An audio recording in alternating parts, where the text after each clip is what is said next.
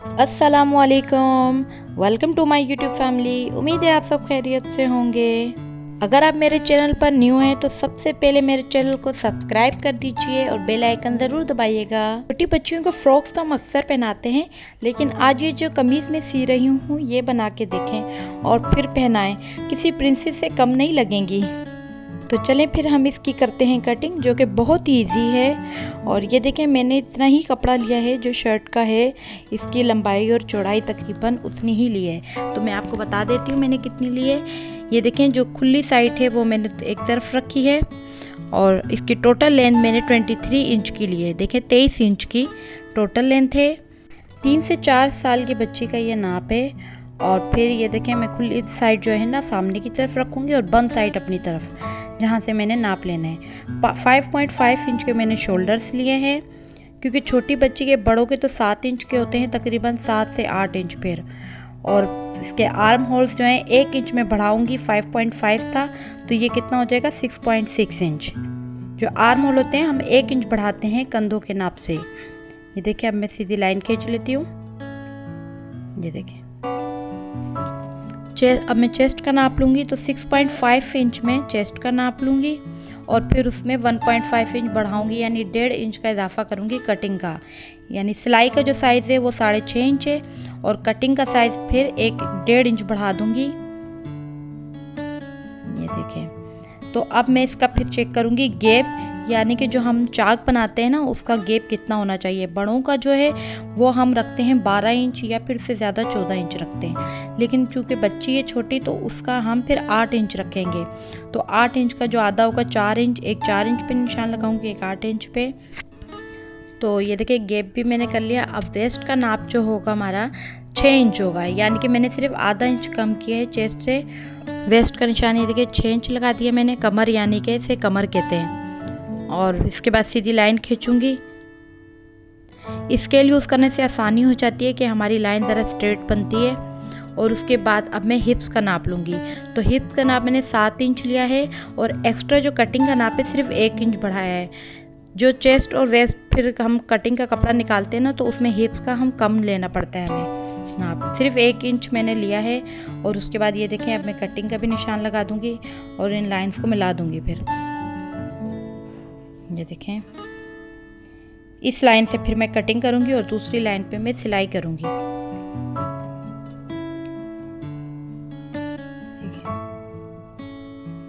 अच्छा, तो अब मैं आधा इंच का लूंगी, जो मैंने तीरे का निशान लगाना है। ये देखें, टेढ़ा इतना, ये देखें आधा इंच का मैंने लिया था। और उसके बाद ये देखें, मेरा टोटल आर्म होल 7 इंच का था, तो मैं इसके दरमियान में निशान लगाऊंगी बिल्कुल 3.5 इंच पर। इससे ये होता है कि हमारी गोलाई की शेप भी अच्छी बन जाती है। अभी कॉर्नर से मैं 1 इंच का निशान लगाऊंगी। अगर आप के हाथ में फिनिशिंग है तो गोलाई आप ऐसे ही लगा सकते हैं, बना सकते हैं, मतलब निशान के बगैर। लेकिन अगर जैसे आप बिल्कुल न्यू बिगनर्स हैं, सीख रहे हैं, तो उसके लिए आपको ज़रूरी है कि निशान लगाते तो गोलाई अच्छी बन जाएगी। अब ये देखें, और उसके बाद नीचे जो दामन है वो मैंने पूरा ले लिया है। इसकी मैं अब कटिंग करूँगी। ये देखिए, बिल्कुल गोलाई पे मैंने कटिंग की है।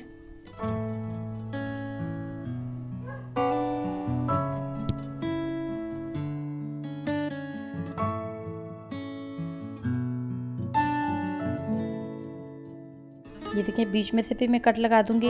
इस कट से ये आसानी हो जाती है कि हमें पता चल जाता है कहाँ से सिलाई शुरू करनी है और कहाँ ख़त्म करनी है। क्योंकि आप अक्सर हमारे ये तो हम निशान तो सिर्फ कपड़े के एक हिस्से पे लगाते हैं, बाकी हिस्सों पे तो नहीं लगाते।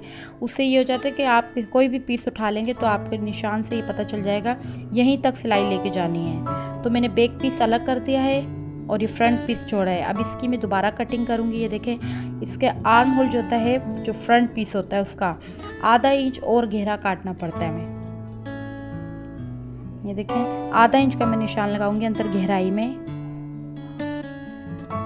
देखें, अब इसकी कटिंग कर दूंगी।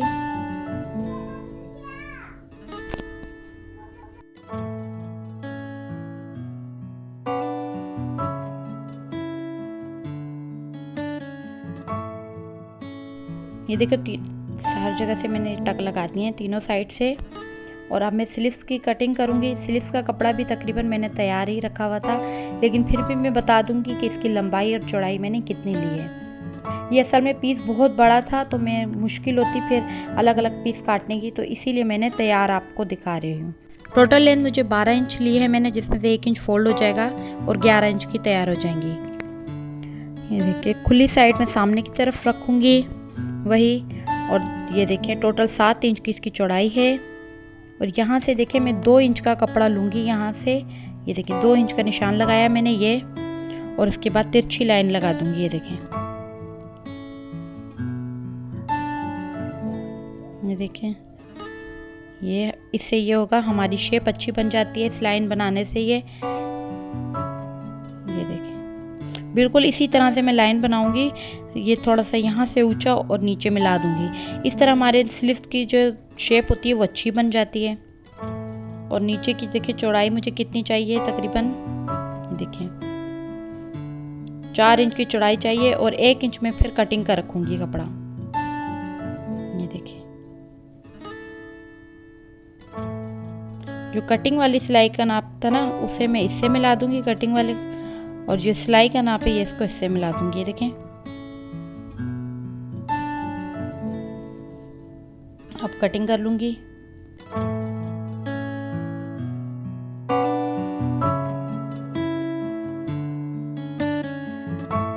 इसका भी बीच से टक लगा दूंगी। ये देखें, देखिए हमारी स्लीव्स की कटिंग तैयार हो गई है। ये देखिए मैंने टक लगा दिया है।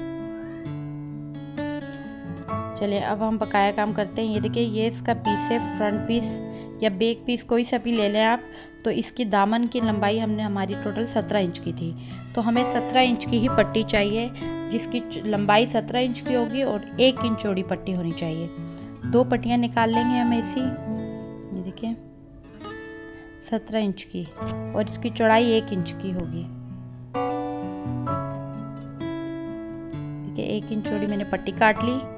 2 पट्टियाँ चाहिए मुझे ऐसी आगे पीछे के दामन के लिए। ये देखें अब हम फ्यूजिंग पे भी गले का भी साइज ले लेते हैं। ये देखिए गला काट लेते हैं। इस पर 2.5 इंच की चौड़ाई ली है मैंने और लंबाई 4.5 इंच की। ये देखें, ये मैं पट्टी वाला गला बनाऊंगी। इस पे थोड़ा सा डिज़ाइन बहुत प्यारे लगेगा, ये देखिएगा तैयार होकर। अब इस पे मैं पहले तो लगा लूँगी बीच में वही निशान 1 इंच का। इससे गुलाई की शेप ना अच्छी बन जाती है। ये देखें, नीचे से थोड़ी सी नोक निकालूंगी। ये देखें, ये छोटी बच्ची का गला बना रहे हैं, जब भी 2 इंच चौड़ाई ली थी इसकी मैंने। ये देखिए,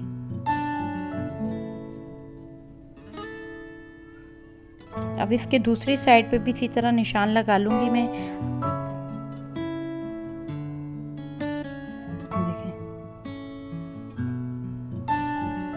अब इससे दूसरा पीस चाहिए मुझे, तकरीबन 5 इंच की जो है मुझे पट्टी चाहिए। 5 इंच की कटिंग करूंगी, 1 इंच चौड़ी होनी चाहिए।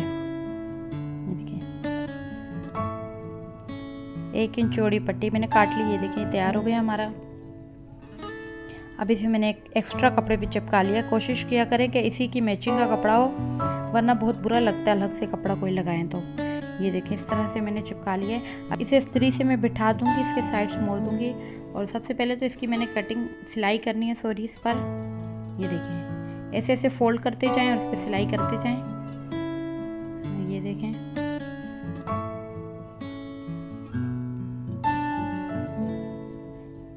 इस पे भी मैंने बीच पे कट लगा दिया था। अब इसे मैं जो फ्रंट पीस है उस पर लगाने से पहले मैंने निशान लगाना है। अब ये देखें, आपने डायरेक्ट गला नहीं ये नहीं जोड़ना, इसका सिर्फ इस पर चिपका कर इसको, और ये पट्टी का मैंने निशान लगाना है कि मुझे कहाँ पट्टी लगानी है। पहले आप पट्टी लगाएंगे, बाद में आपने ये ऊपर गला लगाना है। ये मैं आपको डायरेक्ट गले पे पट्टी लगाना सिखा रही हूँ, मतलब ये है कि कटिंग के बगैर कपड़े पे ही पट्टी लग जाएगी। ये देखें इस तरह से। इस पे पहले मैं इसका लेस का इतना नाप ले लूँगी, क्योंकि कट लगा कर ना जोड़ बहुत बुरा लगेगा, तो पूरा ही मैंने लेनी है लेस। इतना मैंने लेकर, ये गिलू मैं इसीलिए लगा रही हूँ कि ये लेस खुल जाती है, ये दूसरी वाली है। ये देखें प्रेस से बिठा दिया है इसे। देखिए कितनी फिनिशिंग आ जाती है। अगर आप सिलाई में हर चीज़ पे प्रेस करते जाए ना साथ साथ, तो बहुत आसानी भी हो जाती है और बहुत फिनिशिंग आती है सिलाई में। ये देखिए लेस को इसके नीचे रखना है, ये नीचे से मैं लेस लगाऊंगी, साइड से मतलब थोड़ी सी लेस नज़र आएगी तो बहुत प्यारा लगता है ये डिज़ाइन। आप ये देखें साथ साथ मैं सिलाई करती जा रही हूँ, लेस भी रख रही हूँ नीचे और उसके ऊपर पट्टी रख के फिर सिलाई लगा रही हूँ। ये देखिएगा लेस को मैं फोल्ड किस तरह से कर रही हूँ, ये देखिए, इसलिए मैं आपको जूम करके दिखा रही हूँ कि अच्छी तरह से समझ आ जाए। ये देखें इस तरह से थोड़ी सी नीचे देनी है और फिर सिलाई लगाते जाना है।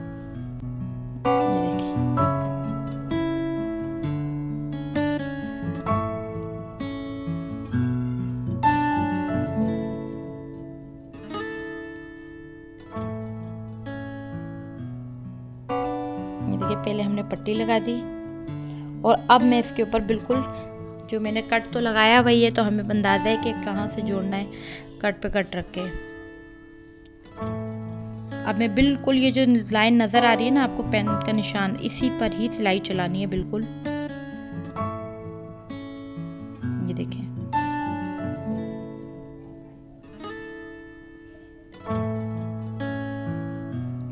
ये देखिए अब मैं यहाँ निशान लगाऊंगी, इसीलिए लगा रही हूँ ताकि आपको पता चल जाए कितना काटना है। बिल्कुल सिलाई, ये जो सिलाई लगाई इसके साथ साथ काटना है और उसके बाद टक लगा देना है।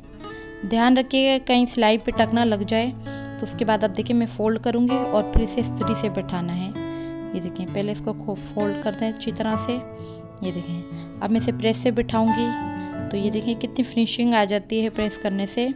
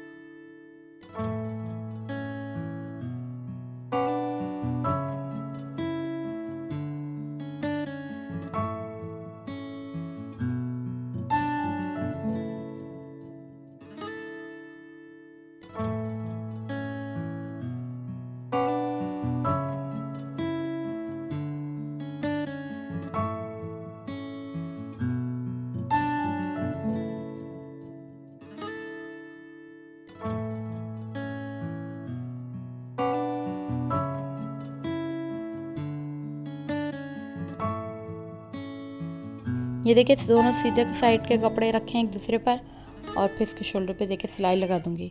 सिलाई पक्की क्या करें क्योंकि अक्सर कंधों से सिलाई खुल जाती है। देखिए अब ये मैं स्लीव्स बनाऊंगी, तो स्लीव्स के लिए मुझे ये देखिए सिर्फ थोड़ा सा ही मोड़ना है क्योंकि मैंने कहा था 1 इंच ही मैंने एक्स्ट्रा निकाला था।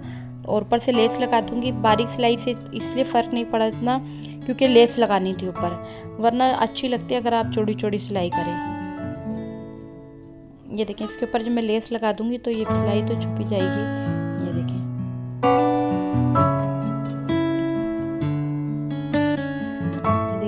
दोनों स्लीव्स पर मैं लेस लगा दूंगी।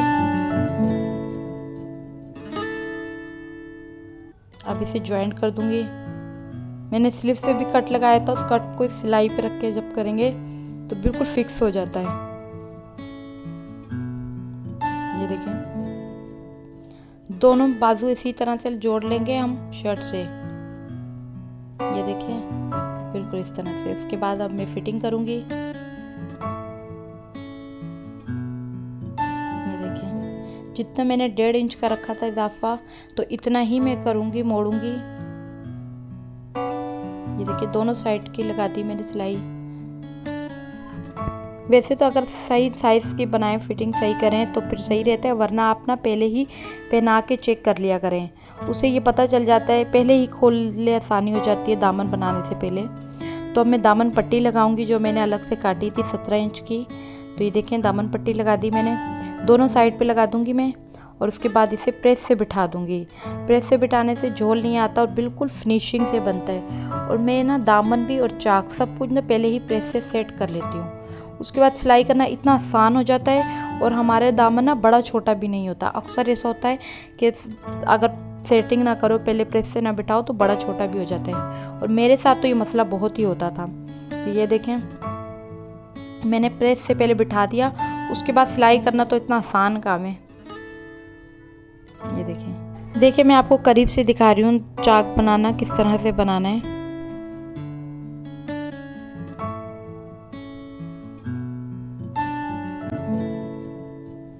ये देखिए दामन इस चाक भी बना दिए मैंने। ये देखिए अगर आप मेरे चैनल पर न्यू हैं तो प्लीज़ सब्सक्राइब कीजिएगा और बेल आइकन ज़रूर दबाइएगा, और अगर मेरी वीडियो अच्छी लगी आपको तो लाइक भी कर दीजिएगा।